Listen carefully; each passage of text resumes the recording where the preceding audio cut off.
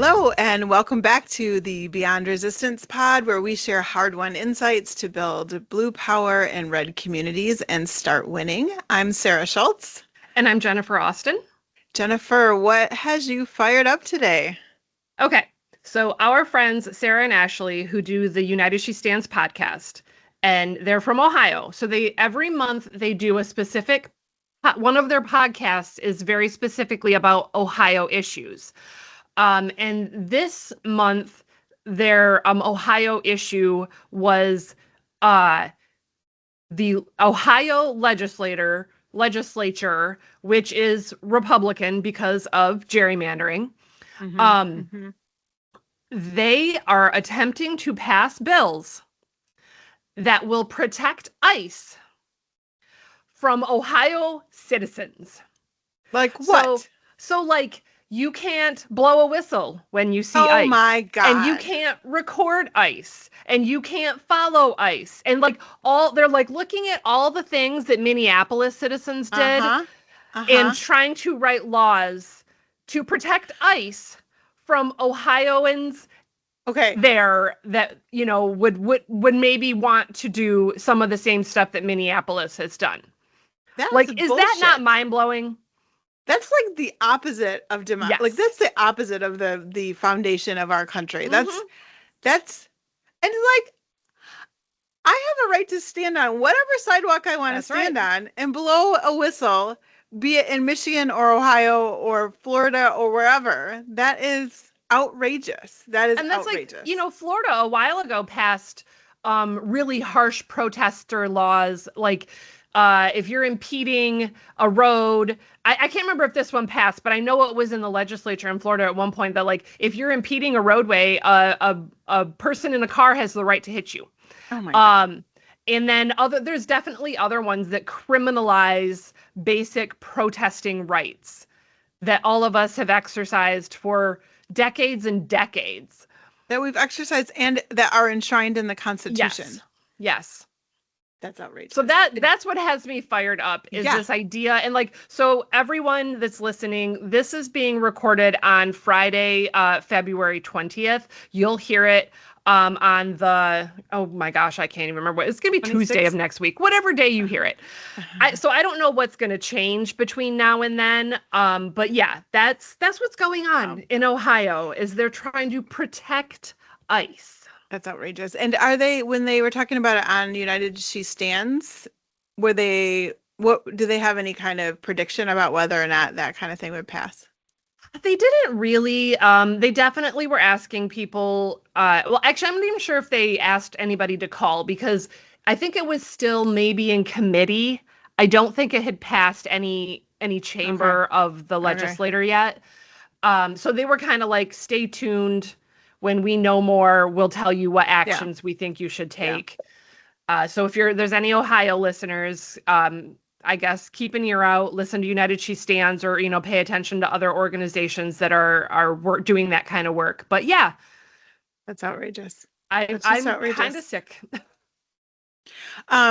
Well, on the flip side, I'm fired up about something here in Michigan, and mostly about our next guest, who is Chedrick Greene, who is our nominee for the Democratic Party for our special election for the state Senate in District 35. We just had a couple of weeks back the primary, and Chedrick won. And the special election is in May, which is enough to be fired up about, but I'm fired up even more just kind of doing the postmortem on the primary election because Chedrick won our primary in a field of 6 other Democrats he won with 60% of the vote, which is just amazing. That just is such a mandate going into the general that this is our candidate, right? There's no doubt about it. Such a blowout.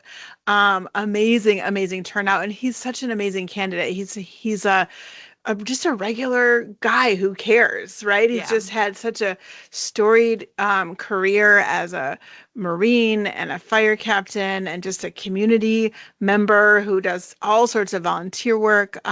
He's exactly who we Mm-hmm. need, and who all of the voters across the district should resonate with in a huge way. And his opponent, the guy who ran and won the Republican primary, is a multimillionaire. Like he Mm-hmm. literally is like the caricature of a, Democratic or a Republican candidate. He's a lawyer, he's a multimillionaire, white guy, running. And it's just it's a contrast election, and I'm excited and Mm-hmm. totally here for it. And just today, Michigan Advance had an article saying that this is literally the most competitive, like, race, special election race in the country.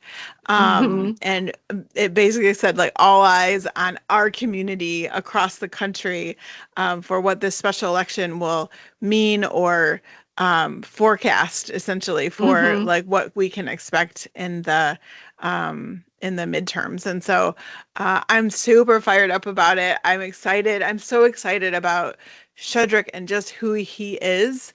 And he's coming up next on the pod. So stay tuned for this great conversation.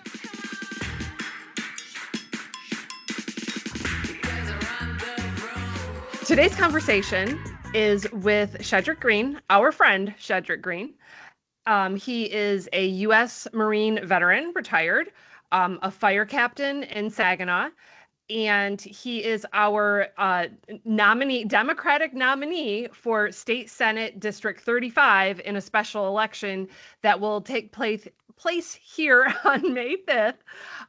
So, Chedrick, welcome back to the pod. Yeah, welcome back. Thank you, Sarah. Thank you, Jennifer, for having me again. It is a pleasure and an honor to be here amongst you ladies.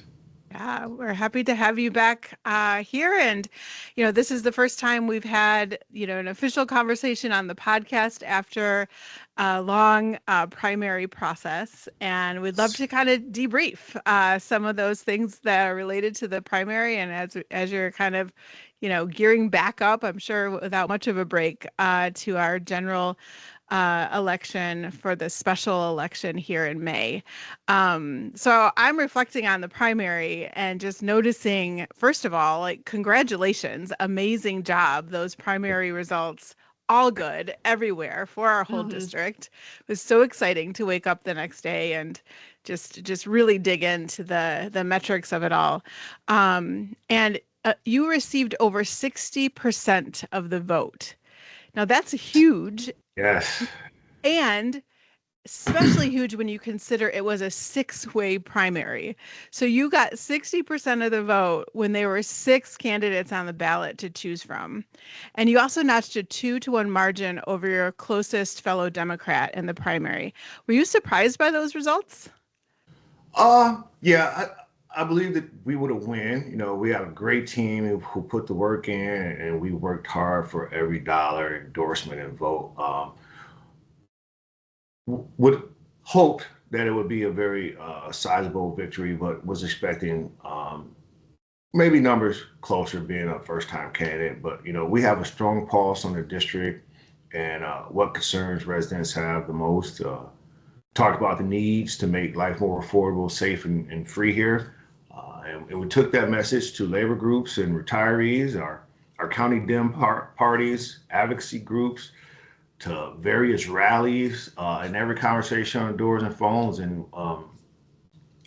thankfully, it resonated with a lot of the residents throughout this district to cause such a huge win in the special primary against some great options, other Democratic options that were available. So we were super excited, super pumped, but we did put in the work to definitely come out as the Democratic nominee out of the primary.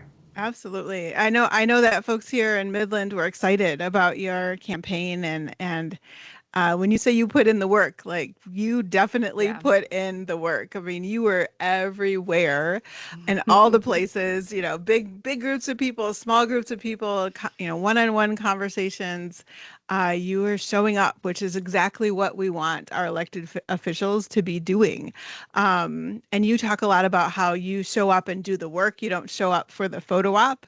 Yeah. And you just live that every day of the primary. And I know you're doing the same as you're going for the general election. It's really great.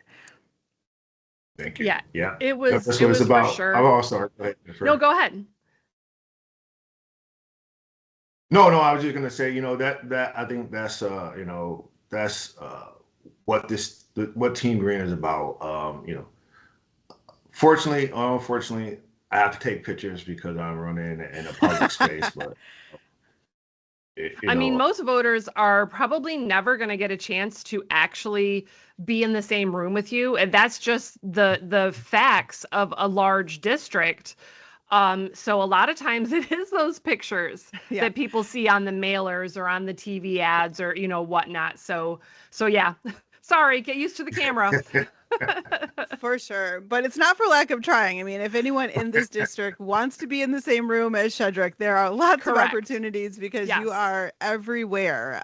Just meeting with people, talking Hmm. with them one on one. It was really great to watch. And as a former candidate, I know how hard that is, right? To do all of those engagements, and it can be exhausting. And you really did put in the work, and you continue to, right? You put in the work to win the primary, and you continue to put in that amazing work all across the district as we together go for this big special election in May.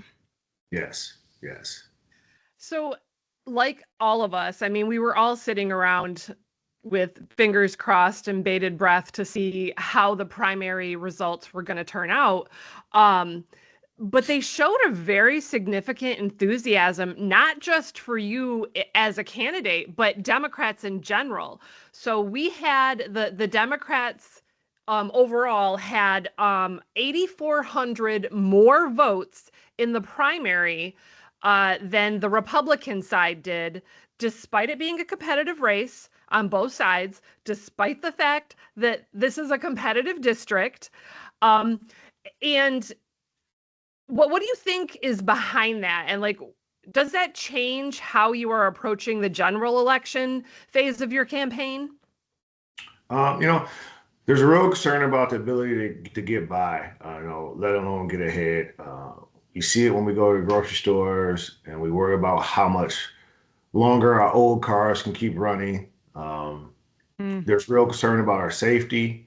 When we're just at the Midland protests, a couple of weeks ago, following the second fatal shooting by ICE, we saw everyday Americans who are scared, who are angry at what's going on. Um, there's real fear about the state of our democracy and our freedoms, that we're all at real risk when we are want to do is exercise our constitutional rights. So um, that's what people are seeing. I think that is what has caused um, the larger turnout, or the more Democrats turning out in this special Hmm. election primary, and then we hope that continues into the special uh, general election. Now even with the big turnout edge, we're still in a purple district that's been trending red for the last decade, and our opponent, who's a mega millionaire, and you have Lansing and National Republicans willing to do anything to win this pivotal seat. So Republicans see this special election as their best chance to turn things in their favor. So it'll be a real fight, and all we have to do is we need to keep growing our grassroots power to win, keep getting out on those doors, talking to our neighbors, our friends, um, those who are still at this point undecided in this pivotal race for this Senate seat. Yeah. Yeah, and I do want to point out for our listeners, I did say this on a previous pod, but normally in a primary, Republicans tend to turn out in larger numbers, at least in Midland. I did not check Bay City and Saginaw's history, but that is for sure the case in Midland. And that was not the case in this election. So it's a big deal that we have Yeah. enthusiasm for Democrats and enthusiasm for you in particular in this primary. Yeah. For sure. I think that I mean, that was one of the numbers I was, of all the things, right? The next day after the primary, I was excited about. The enthusiasm number was one of them for sure. And like the ability to turn that enthusiasm on one night into momentum for the special election in May, and then turning all of that into momentum as we look forward to, the 2026 general elections for the midterms is going to be really important. But lots of great things coming out of our district as we think about the results of the special. Yes, absolutely. We're seeing more and more of that. I think our when you say everyday, I like to say everyday people, working in middle class people, and even those that may be a slight smidge above that, right? We're just tired of being priced out of um, our homes, being priced Hmm. out of the grocery stores, being priced out of being healthy. Number one thing, and being priced out of quality education. So as we had a big win today with the Supreme Court striking down Yeah. Yeah. tariffs. So hopefully we can start to our federal partners there. Our congresswoman, our state senators, or I mean, our U.S. senators, Gary Peters and Alyssa Slotkin can start working on some things that helps bring back some things to this area, to this state, to the country with that Supreme Court decision today. Yeah, for sure. Well, speaking of momentum, right, and enthusiasm turning into momentum, Jennifer and I talk with Democrats and progressives all the time, and folks are pretty frustrated with just the state of politics and government in general. And I'm wondering if you're experiencing that as you're out talking to so many people, if people feeling somewhat frustrated from both parties on politics. So, what would you want somebody to know about yourself and your strengths that you bring to the table for this moment if they're feeling frustrated about politics in general in these times? Um, well, the biggest thing I get is from it's one of the two. Why are you running? Or thank you for running. And, I think with that, my resume isn't typical for a politician. It's definitely not typical for someone running for a state senate seat, such an elevated seat. But we don't need more typical in Mm. Lansing, right? We need everyday, strong, Mhm. credible leaders that are not afraid to call out what we need to fix, no matter which group is in charge. We have to realize that the status quo is not working for working families. And if we want leaders who respect the value of everyday people, we need to elect more everyday people, more leaders from the working class. Um, Spending 30 years in the Marines, retiring as a sergeant major, which I take great pride in because that's not something that is given, that is something that is earned through discipline and hard work and having the integrity to make sure you're taking care of people, to working my way up to a fire captain, running the floor, making sure that my guys are trained and we're ready to tackle some of the most vulnerable times in individual people's lives. When they call 911, that is a situation that they can't handle. So they need experienced leadership to help mitigate whatever that situation is. And then, Hmm. um, coming from a working class family, being a 31 year, going on 32-year dues paying union member, being a parent, lifelong resident of this region, I know the problems working and middle class families have, and I'm ready to help solve them. Um, I'm going to bring all my Marine and firefighter energy into fighting to unstack the deck so that hardworking men and women can build better lives here. And that's the goal. And so that's where I think we go from that. People are frustrated, right? We're frustrated because we're not elected leaders, and I'm here to take on that responsibility, as heavy as that is. But I think for the last couple of decades, I've been building up these strong shoulders to burden burden that if that is the case that the residents want me as their Hmm. state senator. Yeah, that's definitely something Sarah and I have talked about is sort of like this diversity of experience, this diversity of people. And actually, we talked to Michael White from the Washtenaw area who is running for state senate. He won't, he's not part of the special election, Mhm. but he said there isn't a single black man in the state senate right now. Nope, there isn't. And like Sarah I and I look. were both like, "Oh my gosh, you've got to be kidding me." So, it's just this idea of people that don't necessarily have a reflection of all the different experiences in this state, and we need people. We need firemen, we need Marines, we need working class people in those seats of power to speak to those experiences and help find solutions that actually help those people because and understand their problems. Which kind of brings me to the next question. And I can kind of give you some answers myself.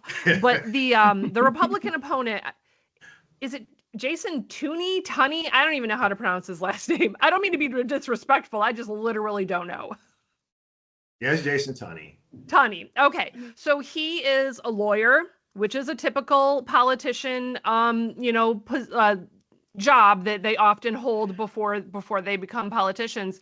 And I believe he is heir to or part of the Duralast roofing legacy or whatever. I don't know exactly what his dollar value is, but there's money there, put it Yeah, that way. yeah. So how would you contrast yourself to this guy over here with the money and being a lawyer and all that kind of stuff for the people to really think about for the May 5th election? Well, Jennifer, I think voters have a clear choice.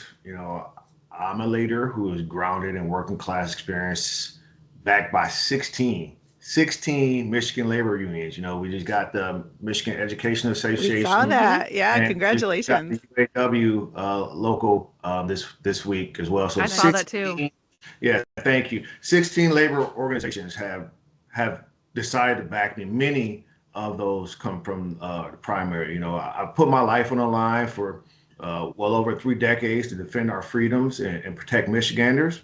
My opponent is an anti-worker, ultra-wealthy heir, an elitist who always put Trimps and his billionaire friends before everyday Michiganders.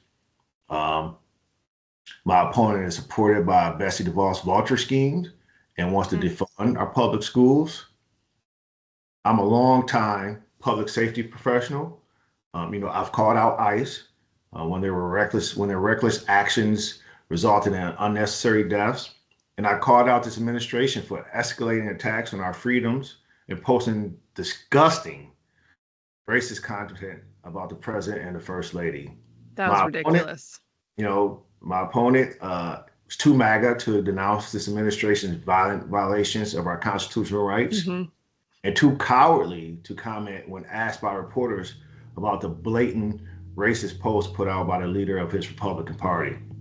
I'm the only candidate with the coalition that stands up for working and middle class families, that fight for us in DC and in Lansing, and strengthens our mid Michigan communities.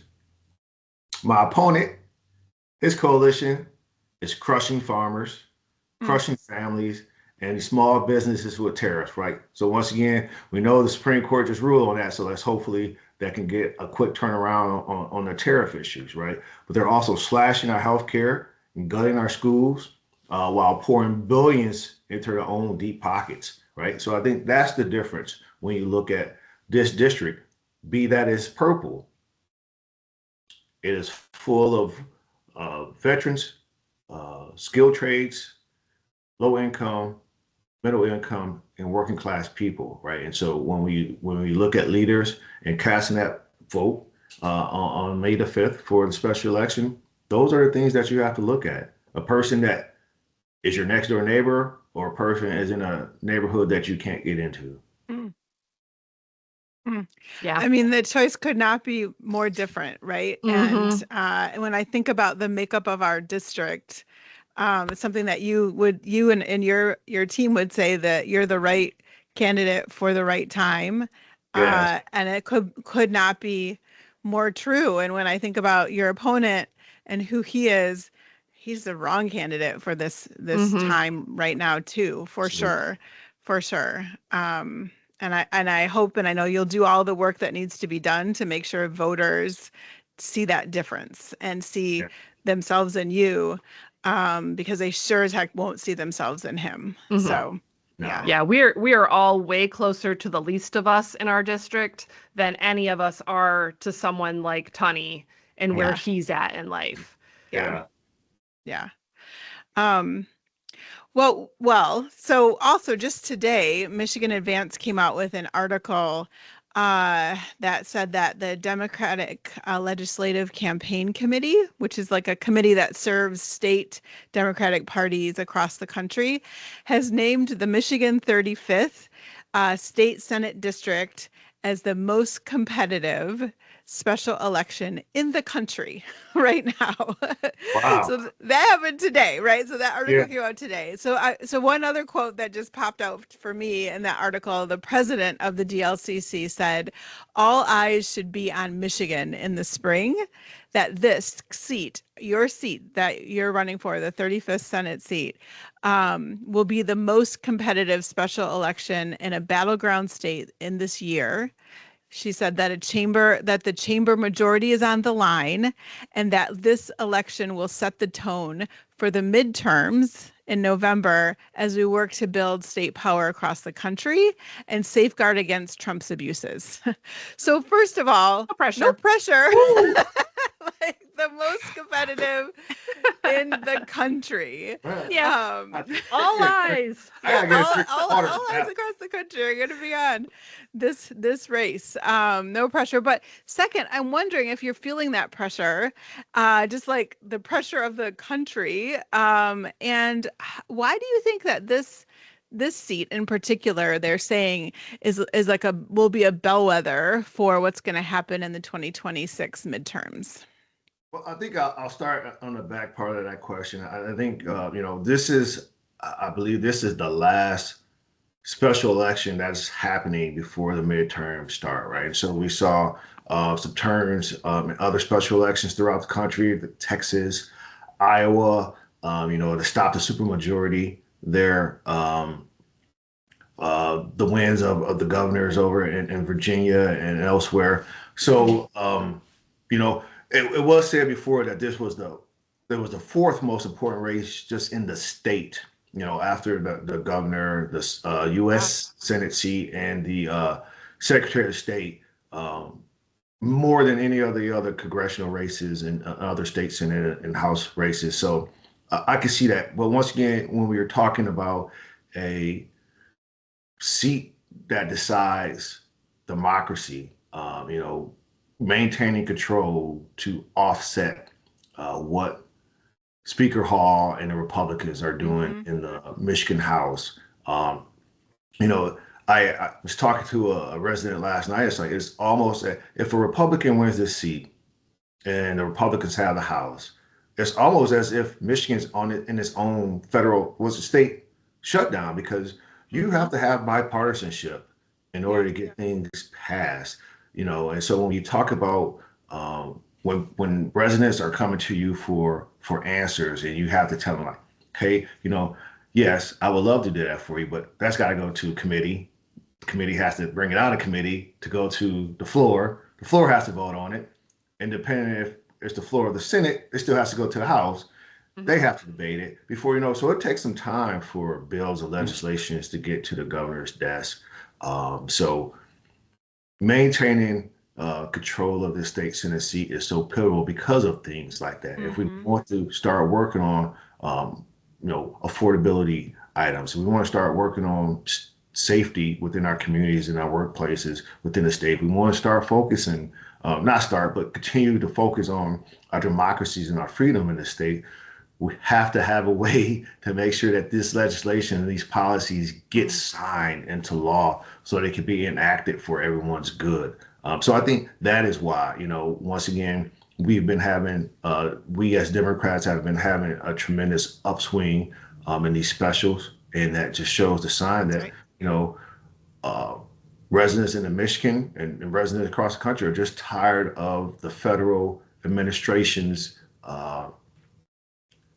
blatant disregard for our of working class people across this country. Yeah. Being priced out of homes, being priced out of vehicles, being priced out of healthcare, um, unable to get roads done, infrastructure things. Like we're just being, the biggest tax group is just being priced out of everything. So I think that's probably why, Mm-hmm. that was said. But to the beginning part, about stress of being a nominee in this race. It is a tad bit stressful, but fortunately or unfortunately, depending on how you look at it, I've built my career on Yeah. stressful situations. So, like I say, I am a person who pretty much every day has to solve someone else's issue, right? So every time I'm at work and that tone goes off, it could be a car accident, it could be an old lady who smells gas. That is a problem that resident can't fix by themselves. So they take it upon themselves to call for assistance. And they're calling for assistance from professionals who they expect to help them. So every day, I go in and help solve. It's their most important issue for them at that time. And so I take that on. I take that responsibility on. Like, we're getting called to it. We put our game faces on and we help that individual manage that situation. And then, once again, retiring as a sergeant major, you never take the Marine. You can take the Marine out of the Marine Corps, but I'm still going to be a Marine. So spending time, 2 combat tours in Iraq, I've seen some pretty different things. So being able to handle that, once again, that's all training to facilitate a stronger mind, right? I'm not saying I'm invincible by no means. I have my moments where I have to break down because things have become hard. But overall, I have a very supportive family, very supportive team, very supportive friends that when they see me down, they can pick me up because it is a heavy thing to carry, but we can't dwell on that. We can only dwell on the good Yeah. things, what we can do to bring positive results to this district. So I carry it. So it's a little heavy, but like I say, the team will always, I got a great team pushing me behind me and pulling me, pushing me, carrying me some days. Other days, I'm carrying them. So we work, Mm. we're great together because we're a great district together, right? And so as long as we continue to work together, we will continue to make our strides upward. Absolutely. And one mark of a great leader is an amazing team that they put around them. Yeah. And you have an amazing team around you. And as you're talking, I am thinking like Chedrick's whole career has been about pressure and problem solving, right? That's literally what you've been doing. And I'm just imagining how well I'll sleep at night knowing that you're going to get up every day and go to Lansing and fight for all of us and represent Absolutely. us so well with that experience. Um, all right. So if you're willing, we always end these conversations with a fun question. It's something that allows our listeners to get to know our guests and me and Jennifer a little bit differently. Okay, so are you willing to answer a fun question, Chedrick? Can you really say no to that? No, It would be Can you really say no to us? Yeah. there you yes. It would be awkward. I don't know. We shouldn't try it now. Um, We'll have to all edit right. part out. Okay. You Here will we answer this question. No. You're like, click. I'm leaving. I'm done. Close up my phone. Go I home. gave you everything I'm going to give you today. Okay, so here's a fun question. You can choose to answer it or not, but don't leave us until you hear it. So you're a firefighter, and you're a fire captain. You're a Marine, always. Um, and many people I'm sure would call you a hero. Um, and I'm sure that, that you would say no, or all the things because you're also very, what's the right word? Very humble. So I'm not going to ask you about that. What I'm going to ask you about is who your hero is. So this is for the three of us. Name a non-famous hero in your life. Tell us about who they are and tell us a little bit about them. So a non-famous hero in your life. Well, I think, because you said non-famous, I would originally go with my mom because everyone loves her commercial because she raised me, right? So, I love that commercial. yes. Uh, so, obviously, my mom is my hero just because as much as we're the same, we're different. But I think there's a lot of different types of heroes. I think my secret unknown hero is a female Marine, a Marine that she was is a female, and it was my last boss. She was a colonel, and it was I didn't realize it until after, like later in our time together, how awesome she was. Like I knew we had a great working relationship. You know, we made sure that our command was good. Once again, we had 1,500 Marines and sailors from Georgia to San Jose, California. But um, so she was married. She's married.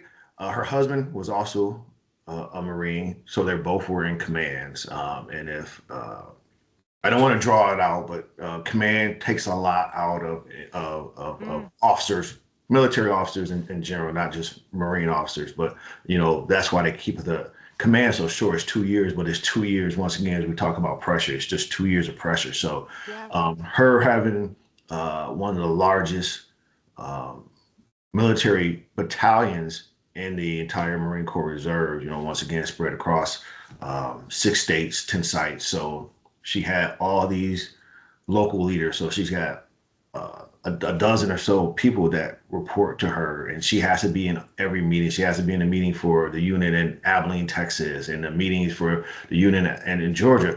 And so her husband was a commander as well. So he had a battalion as well, and so he's in these meetings for things. And I think they were actually getting ready to do a deployment during that time. So and she has 3 kids, and they each play like 3 sports. Wow. Oh On my goodness. right, and so it's just them, and so we will spend a lot of time in the car together, or at the airport together, traveling to different sites, and I would just listen to her. And like she used to run a nonprofit.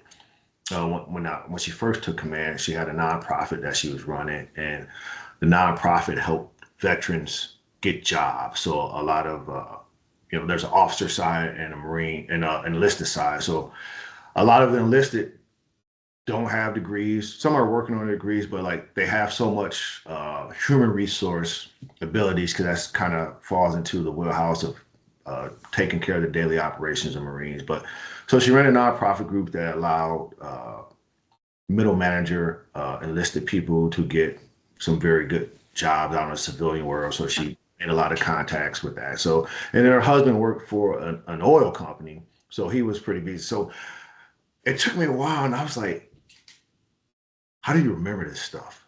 I'm like, here I am, Yeah. single guy, my kids off.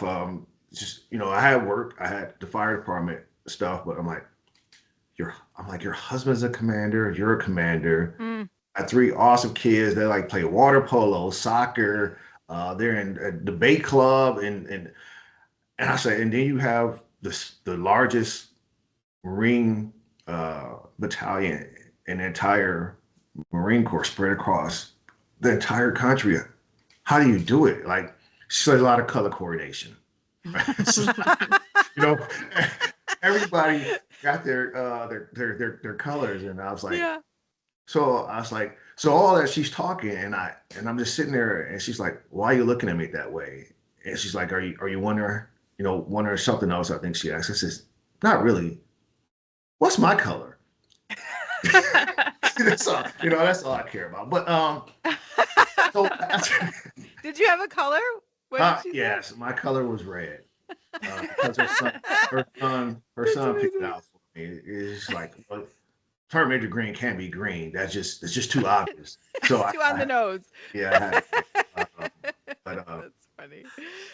so when we talk about what when we look at it, if we use the term hero, like a hero is a person that can manage multiple situations and pretty much make them better for others. And I don't know if it was her motherly instincts or her military training, or what it was, but it's just like that really piqued me. And from that, I think from that moment, I really said, there really shouldn't be any reason that I can't accomplish something, a goal of mine, right? Once again, you have a mother, a wife, a commander, a small business CEO, executive director, managing a large organization, her own organization in her home. Like I Yeah. was like, there to me that's what a hero.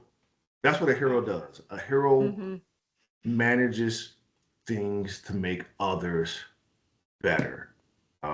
So that's heroic to me. So I say that that's my unsung, unknown hero, and it's not jumping in the river, saving someone drowning, because that's very heroic, but just sacrificing yourself to make sure that others have. I think that's heroic That's right there. amazing. She So, sounds Yeah. so inspirational. I hope she hears this interview and well, knows what here's what you think she's of her. she's mad at me right now. Only so she's in Europe Oh, studying. Um, she's in her officer classes to become for promotion. So she's in I can't say what country, but she's in a country doing some joint studies so she can get ready for promotion. And we normally try to talk through WhatsApp. So she's been trying to keep up with me, especially as we campaign. And so mm, some of her other peers have been following me, so they keep her up to date. So I'm sure once she gets back, we are yeah. gonna have a we're gonna have an ear. She's gonna have an earful for me. But yeah, You got to That's schedule in that amazing. keeping your friends in the loop time on your schedule. yeah, yeah, yeah. It's hard. That's hard. Jennifer, who would you share as your non-famous hero? So I think mine is like in a similar way to Shedrick's about managing and giving of yourself, sort of a thing. Cause like that's what I look at as finding the thing that you are good at, but also something that can give back to the community or give back to people. Like it's not just all about yourself. So I'm gonna say my mother-in-law, and no, this is not me trying to earn brownie points with my mother-in-law. We we all call her Saint Kathy, and that there's no joking in there. Like that, we just call her Saint Kathy. She is just this loving, wonderful woman who raised 5 kids. And so my husband was the youngest, and he came along as a surprise. And they didn't think they were going to have any more. So she decided to start fostering. So my husband grew up with 2 cribs in his bedroom his whole life. Hmm. So he's always had babies in his room when he was growing up because my mother-in-law became a foster parent for under 3 children, kids that were under 3.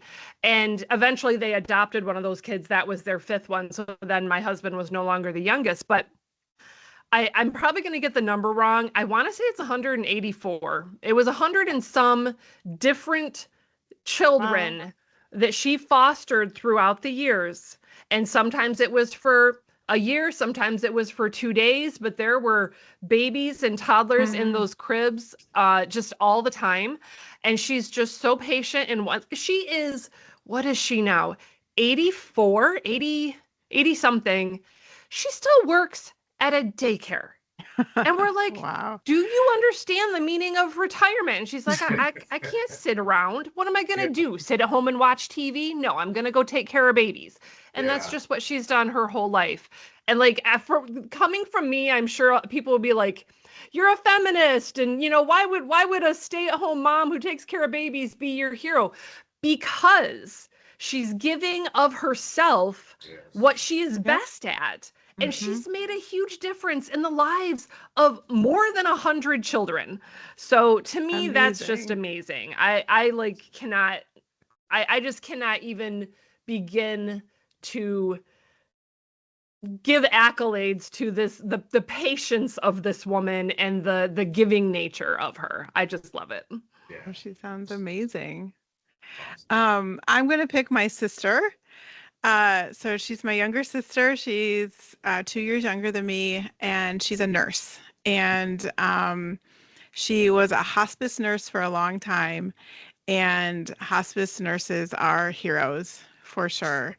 And that was a job that was like exactly who she was. You know, she can sit with anybody having the worst day of their lives and really, you know, help not only her patients but the families around them.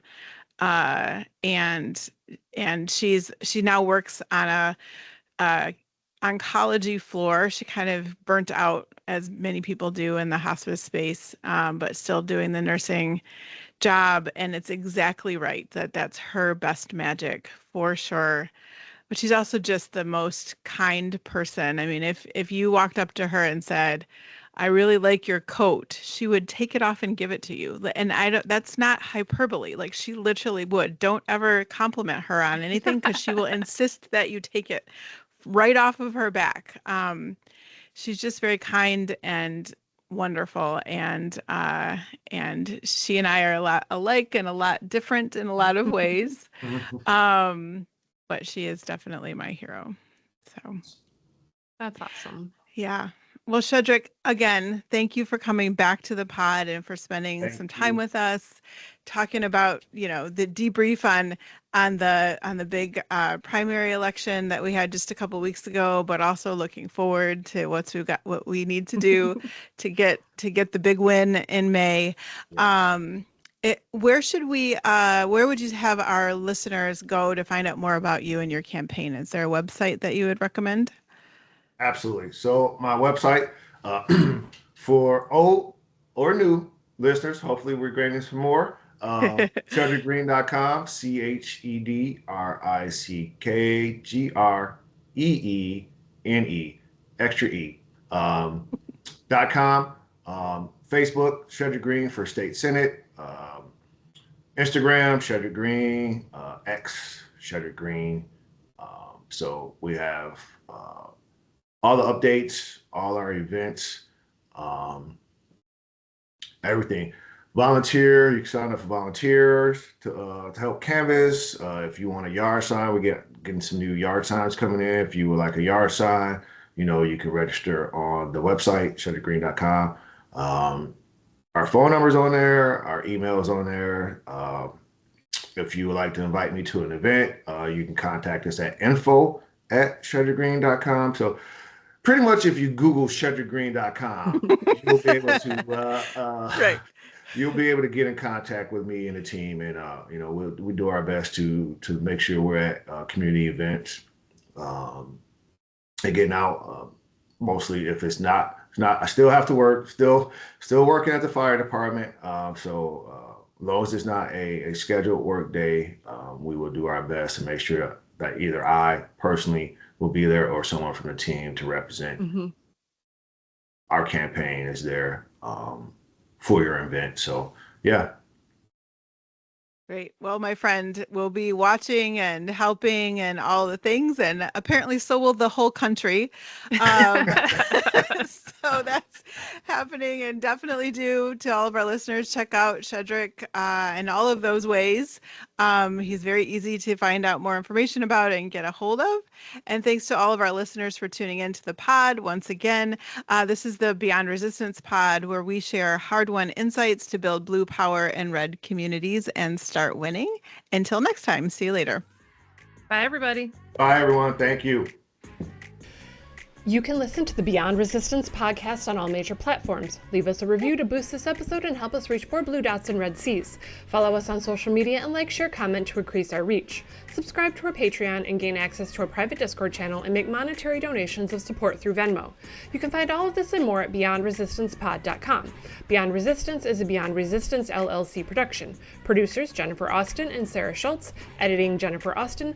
Theme song We Run the Room by Shadow Kitten.